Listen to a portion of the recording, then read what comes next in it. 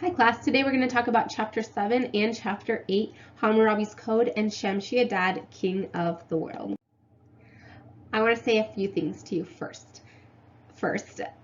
You can probably tell that I'm sick, so I'm sorry that I sound all nasally and congested. Second, this video is a little bit longer than your previous videos because we're combining two chapters.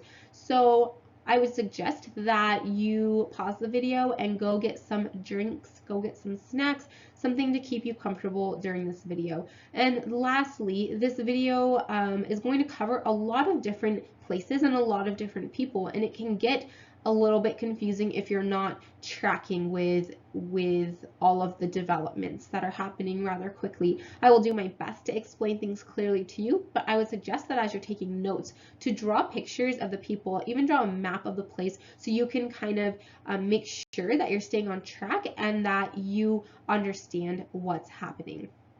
So let's begin. In this video, we will be reviewing Chapter 7 and 8, talking about the Third Dynasty of Ur, the end of the Sumerian Civilization, which I'm pretty sad about, Isin-Larsa Period, the Assyrian Empire, and the Babylonian Empire. Let's begin with our review. In Chapter 7, you read that Mesopotamia was not in a peaceful state. All of the cities were fighting, and there were different leaders trying to build empires. We're going to talk about this in a lot more detail later. In 1792, Hammurabi becomes the king of Babylon, which is a city in Mesopotamia. He begins conquering other cities, and he eventually ruled the whole southern region of Mesopotamia, which was named Babylonia. Now, Hammurabi was a little bit different than the leaders that came before him because he wanted to rule through law and not through force. So he establishes something called the Code of Hammurabi, which you can see pictured here. He wanted to treat people fairly. He wanted laws to govern people, not a strong army. And he wanted people to obey the laws because they were right, because it was the right thing to do, not because someone was forced to do it. And we saw a ruler ruling through force and ruling through a strong army when we studied Sargon and his military dictatorship. You also read about the progress of the Babylonians and how they studied the planets and the stars and constellations, and how through their study they learned that the earth goes around the sun, and they named this period of time a year. Then they divided the year into 12 months. They also divided the day into 24 hours, and they divided an hour into 60 minutes, and we still use those measures of time today. In Chapter 8, you learn about Shamshi-Adad and how, while Hammurabi's building his empire in the south, he was building an empire in the north. Shamshi-Adad wanted to be the ruler of the whole entire world, and he makes Assur his capital. Now, unlike Hammurabi, who wanted to have people do what was right, he wanted to just rule people by making people afraid of him. And you read about this in your chapter about him killing people and beheading people and just terrorizing people in general. So he builds his empire this way, and he names his empire Assyria. However, his empire doesn't last long because he divides his empire between his two sons, and his kingdom is very weakened because these two sons really don't like each other. Hammurabi then seizes opportunity, he takes over, and he makes Assyria part of his Babylonian Empire. And it says in your chapter that the Assyrians wait to be free. That's the end of your review. Let's discuss the Third Dynasty of Ur and what happened after Sargon and the Gutians. So here's a timeline of everything we have studied so far in Mesopotamia. I'm going to grab a highlighter really quick and show you how we studied the beginning of kingship, talking about the Sumerian king list, and we talked about the flood. These things are kind of in the undatable past. In around 3000 BC, we have writing developing. 2700 is where we have Gilgamesh. And for those of you who like to organize and categorize different events in your brain, I have time periods for you here. We have the early dynastic periods 1, 2, and 3, which is the Sumerian Civilization. This ends when Sargon takes over in 2334 with his, which begins the Akkadian period. During this time is when the Gutian invasion happens. And remember, we talked about how they didn't replace culture like Sargon replaced the Sumerian culture. They just came in and destroyed culture, which is why they are referred to as barbarians. And then in 2166 BC, Abraham travels to Canaan during all of the mess that's happening with the barbarian invasion. So what happened to the Gutians? The Sumerians weren't just going to sit idly by and let the Gutians continue to destroy everything that they had built so far. Last time we read that the Gutians had ruled for about half a century, and this is when resurgence happens. So the king of Lagash, as you can see right here, drives out the Gutians from his own city, and he starts rebuilding Sumerian temples. Then Uta-Hagel of Uruk is around right here, he drives out the Gutians from his city, and then he takes his army and he goes to different cities around him and drives out the Gutians from those cities as well, such as Nippur right here. Excuse me. And then he kills the strongest Gutian leader, and then he goes and stations his armies in all of these different cities. And this is when we have the last Sumerian Renaissance happen. But it didn't quite go as Uta-Hagel planned, because Uta-Hagel's right-hand man and son-in-law, so the person who's married to his daughter, Ur-Nammu, is left in charge of one of the cities. So Uta-Hagel the king goes to his son-in-law and he's just like, hey, drove out Gutians from this city, need someone to be there so they don't come back in, will you be in the city? And Ur-Nammu's like, sure dad, I'll do that. Ur-Nammu goes to the city and he's like, ha ha ha, here's my chance. So he takes the army that he has and he sends it to Uta-Hagel to defeat Uta-Hagel, which he does. So then after he does that, Ur-Nammu starts building his empire and he drives out the rest of the Gutians, and then he starts spreading his empire through alliances and treaties. I wouldn't want him as a son-in-law, just saying. And this is where we have the beginning of the Third Dynasty of Ur and the New Sumerian Empire. So he reestablishes the Sumerian Empire. Remember, we had early dynastic 1, 2, and 3, and then we had the Akkadian Empire, and now we have the Sumerian Empire again. Ur-Nammu starts building temples in many of the cities. He rebuilds the roads, he rebuilds the walls and the canals, and he tries to build Sumer up again. He dies in 2094 BC after reigning for 18 years. And so you can see in this map right here, here is the Third Dynasty of Ur, and this is Sumer. This is Sumerian civilization once again. And I don't know why, but this just makes me incredibly happy that Sumer had like another hurrah and a last chance in a sense. Susan Wise Bauer says, chaos had been temporarily beaten back, the rule of law and order asserted. For a little while longer, the cities on the Sumerian plain were safe.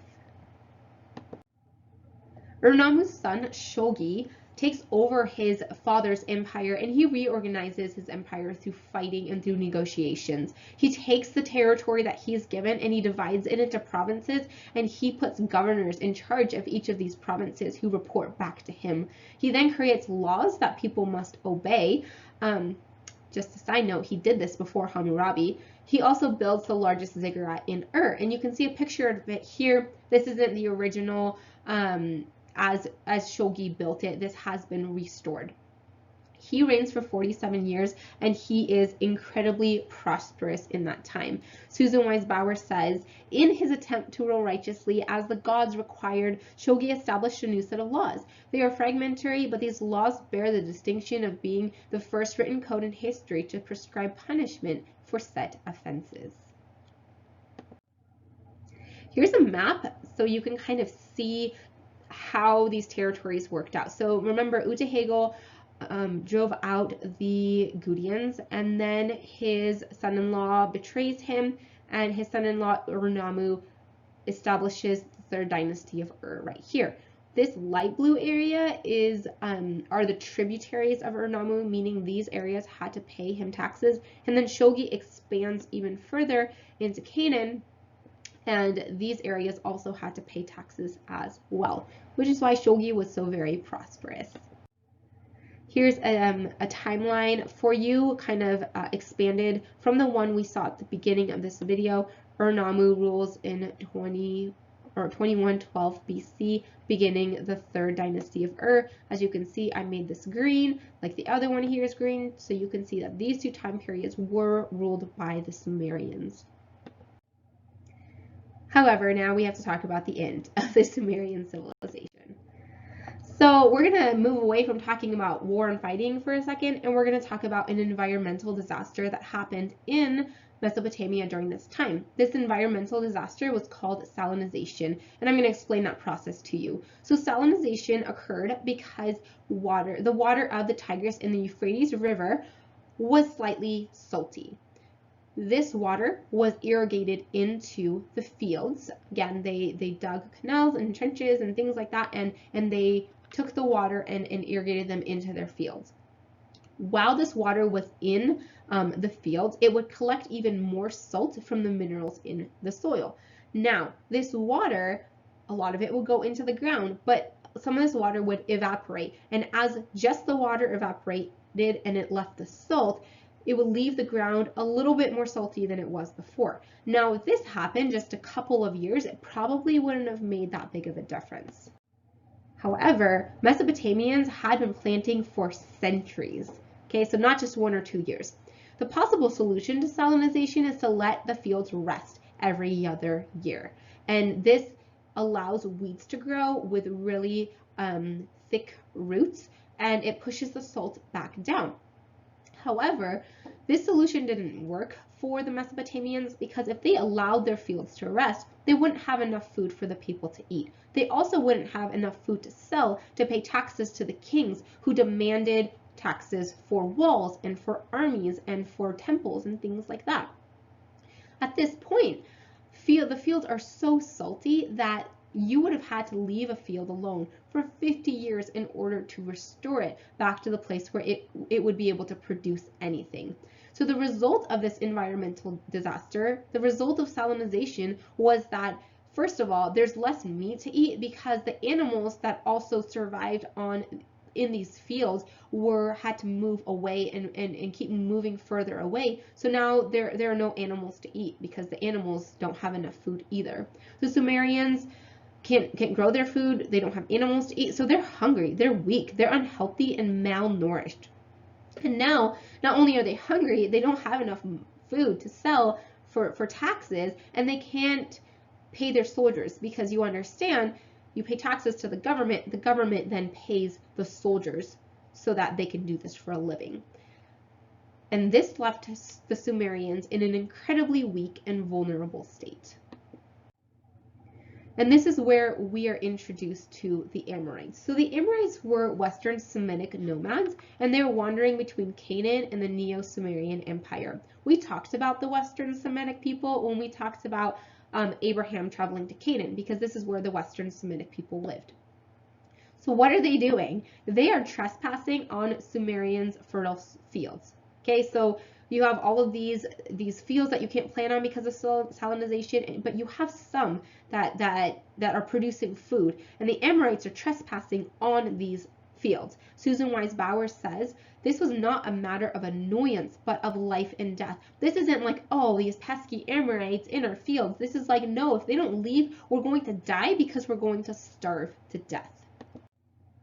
This is where chaos ensued. So I have this little chart for you up here so you can keep these names straight. Remember, Ur-Nammu was the one who betrayed the king and starts the Neo-Sumerian Empire. His son Shogi was the one who was very prosperous.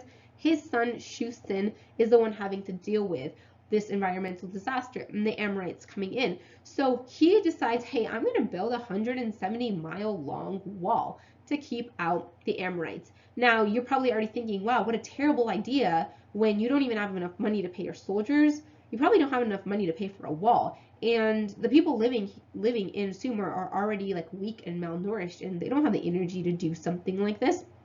So it didn't work.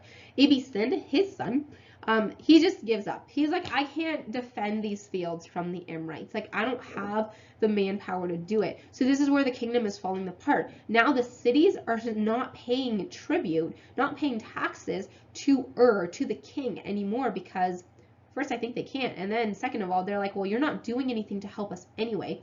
And the Elamites break their treaty with Sumer.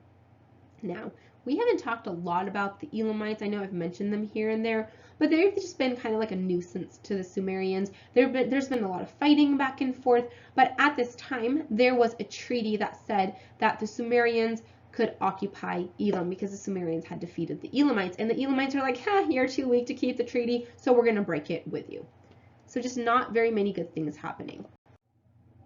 So then Ishbi-Erra, who is a Semitic man, commander for Isin, the king, decides, I'm going to trick Isin into giving me more food, more supplies, and more soldiers. And he does this when Isin, the king, says, hey, will you go to this city and go get tribute for me? And Isin says, sure. But they're not listening to me. They're not respecting me. I need more stuff to show me, for them to see that I'm really in charge. So Isin, the king, is like, oh, okay, sure, and gives him food, supplies, and soldiers. And with this food and supplies and soldiers, Ishbi-Erra takes Nippur, and he takes other cities, including Isin, which is right here.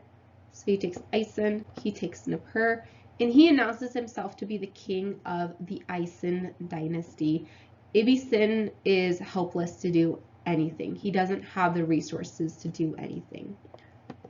So then the state of Sumer at this time is just terrible. Salinization is making the people weak and hungry. They can't pay taxes. They can't pay their soldiers. There's no one to protect them. The Amorites are setting in their land. The king that they had, Isin, is betrayed by his Semitic right-hand man. And so who do you think saw this as an opportunity to get back at the Sumerians? If you said the Elamites, you would be correct. So in 2004 BC, the newly united Elamites invade Sumer in revenge for many years of occupation.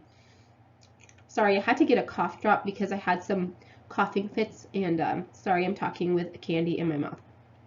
Anyway, the Sumerians said of the Elamite invasion, corpses were piled at the lofty city gates. On the streets were festivals.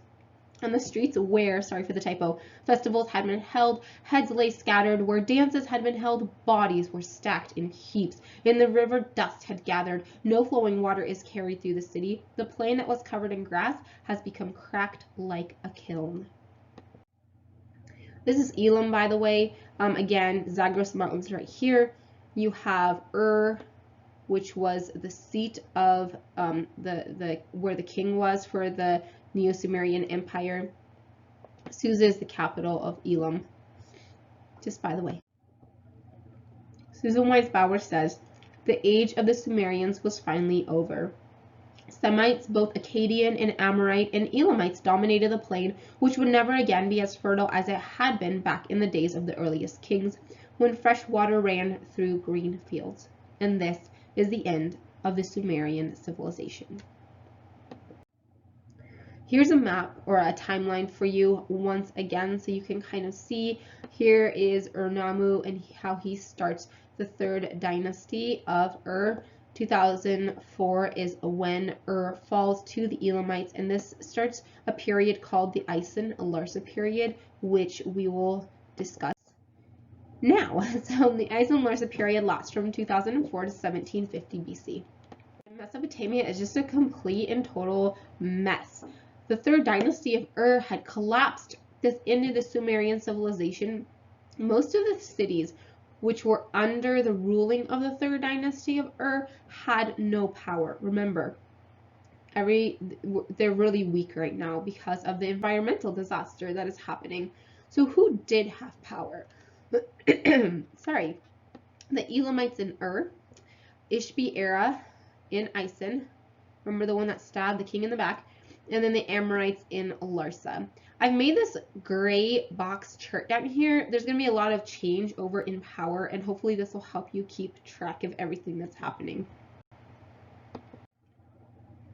So Ishbi-Erra in Isin, right here, he battles against the Elamites in Ur, right here. Sorry, I'm not really good at drawing with these things. Anyway, so he wins and he kicks the Elamites out. He dies very soon after, and he leaves Isin, Nippur, Uruk, and Ur to his son. So Isin, Nippur, Uruk, and Ur to his son. And then over here we have Larsa, which is ruled by Amorites. And then for the next 50 years, the kings of the Isin dynasty and the Amorites, kings of the Larsa dynasty, they just fight each other constantly. This is why it's called the Isin-Larsa period. Just Isin and Larsa had the power, and they're just back and forth fighting. Now, when this is happening, Assur and Mari, so right up here, here's Assur, here's Mari, are starting to rebuild. They're rebuilding their walls. They're beginning to trade with the Western Semitic people. And then in between this area, we still have a lot of Amorites, and the Amorite leaders are claiming different fields, and they're fighting with each other. So this is what's happening up north. Down south, Isin and Larsa are just continually fighting. So enter Gungunum, king of Larsa. This might be one of my favorite names we've studied so far. He just sounds like a anime or manga character name or something like that. I don't know. Anyway, 1930 BC, he's the 5th king of Larsa. Again, Larsa is ruled by the Amorites. So he's like, hey, I'm going to build an empire. So he takes Nippur from Isin. There's Nippur right here. And he takes Ur from Isin. So now Isin only has Uruk and Isin left. Okay? Meanwhile, there's an Amorite chief. His name is Sumu Abum. This is another name I like. But he claims Babylon, and he begins establishing the city of Babylon, which is right here. Sorry, that's a terrible circle. Anyway, so this Amorite chief goes to Babylon, and he's like, hey, I'm going to take the city, and I'm going to be king of it.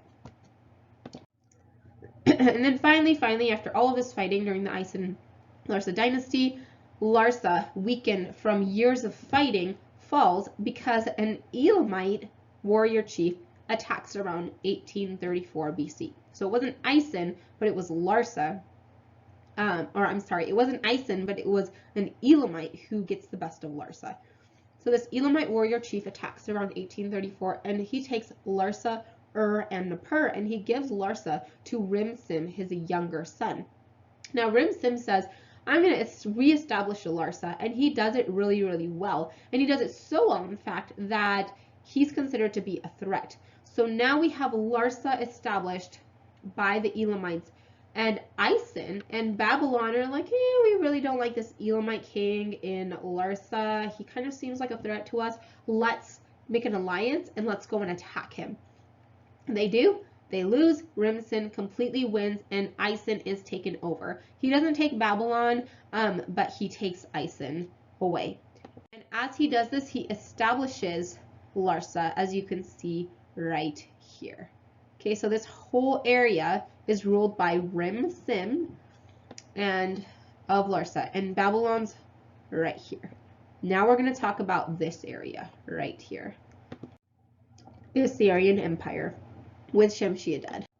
So meanwhile, as this is happening in the south, Shamshi-Adad, who is an Amorite, takes over Assur in the north. We talked about Assur, how in the north they were beginning to rebuild and establish itself again. And Shamshi-Adad builds the Assyrian Empire by taking the land between the Tigris and the Euphrates. He takes Mari, he takes land over the Zagros Mountains, which is close to the Elamite territory, and Arbela and Nineveh. And Susan Wise Bauer says this was the largest extent out of Egypt of any king's reign at that point. So we have the little box in the corner. We have Assyria, ruled by Shamshi-Adad, Larsa, ruled by Rim-Sim, and then Babylon, ruled by Amorite chiefs. And these are the 3 major key players right now. Susan Wise Bauer says, under Shamshi-Adad, for the first time, the triangle of the land between the upper Tigris and the lower Zab River, cornered by the 3 cities of Assur and Arbela and Nineveh, became Assyria, the center of an empire. So again, this whole area right here, ruled by Shamshi-Adad, that's the Assyrian Empire. Then we have Larsa right here. So Shamshi-Adad is someone who I'm really glad I never have or never will have the pleasure to meet, because he just seems really arrogant and stuck up and full of himself, unfortunately. This is a quote from him.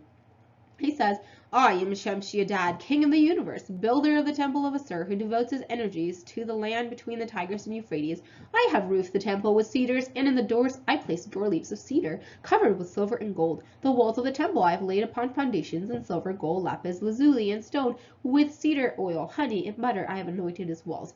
Like, have you ever met someone who just goes like on and on and on about like their accomplishments with like super great detail, and it just annoys you? Like, he just seems like someone like that.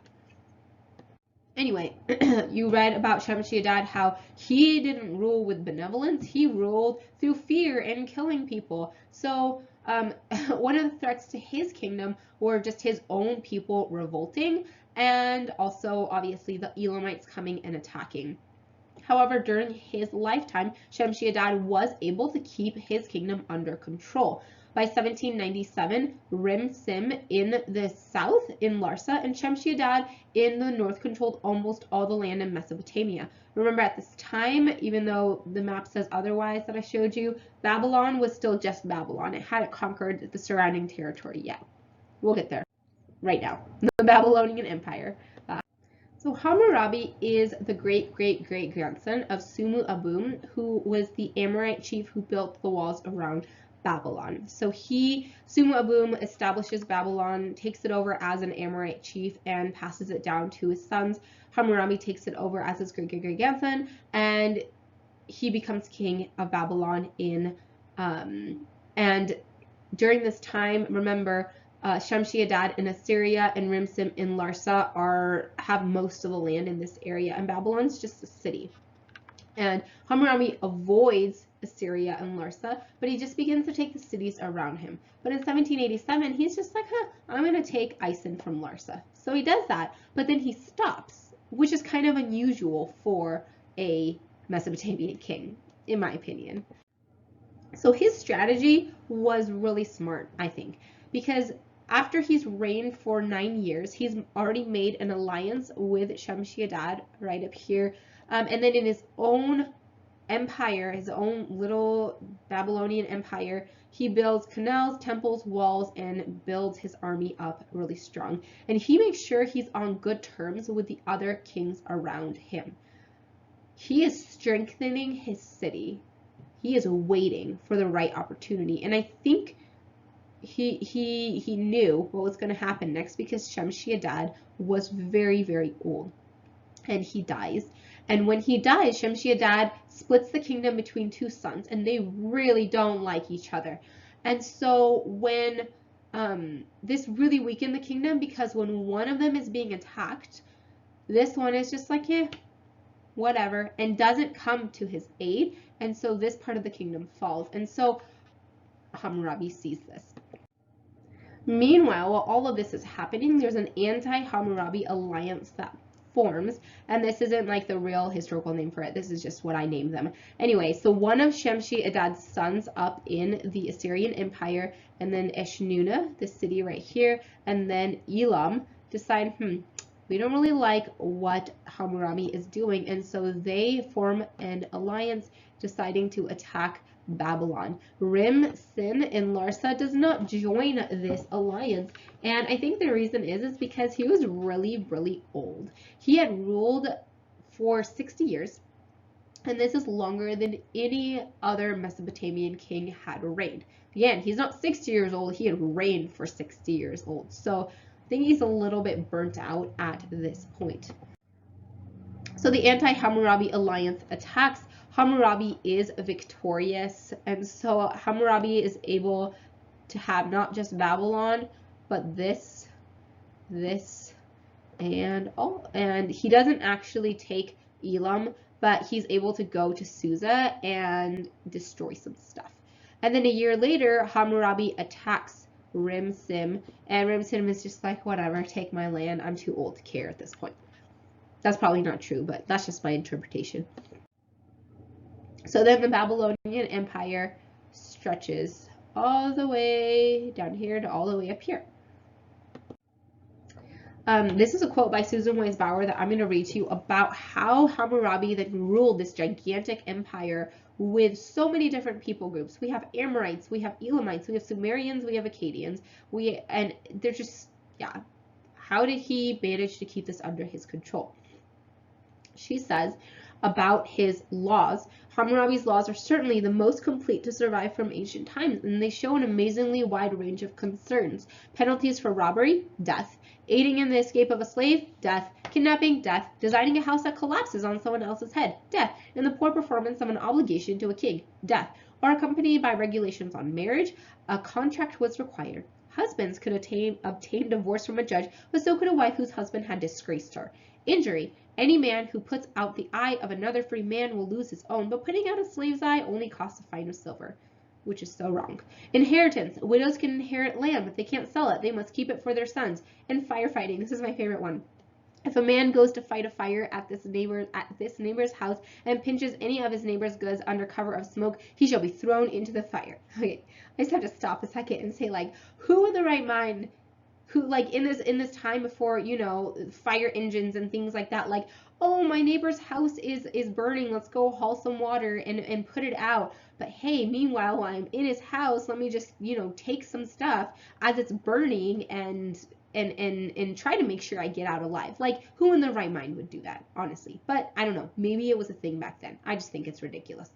I'm going to continue. All of these laws and codes of Hammurabi, handed down and reinforced from the center of the empire, were meant to convince conquered peoples of the justice and rightness of Babylonian rule. I'm going to read that again. All of these laws and codes of Hammurabi, handed down and reinforced from the center of the empire, center of Babylon, were meant to convince conquered people, all of the people, Amorites, Elamites, Akkadians, Sumerians, of the justice and rightness of Babylonian rule. Okay, so remember, he didn't want to force people. He wanted to see, like, hey, I'm being fair, I'm being equal, I'm governing you by law and by these rules so that bad things will get punished, good things will get rewarded, and he's trying to convince people that his rule is righteous and it's right.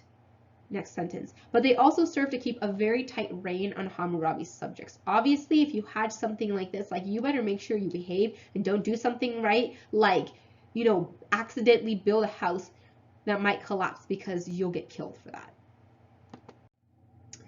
Here's a timeline just to wrap things up of all the things we talked about today. So again, we have the Third Dynasty of Ur, starting with the driving out of the Gutians right here. However, Sumer is weakened by the Amorites and by Salamization and all of those things, and it falls to the Elamites in 2004. This is when we have the Isin-Larsa period begin, where Isin and Larsa fight and fight and fight some more.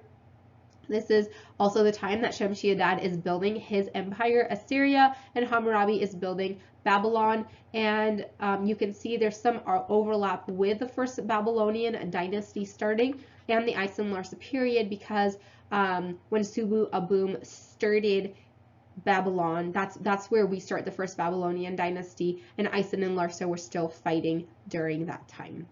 But of course that ends when Babylon conquers everything. So hope your head doesn't hurt too much. Thanks for sticking with it. Hope you enjoyed, and I'll see you next time.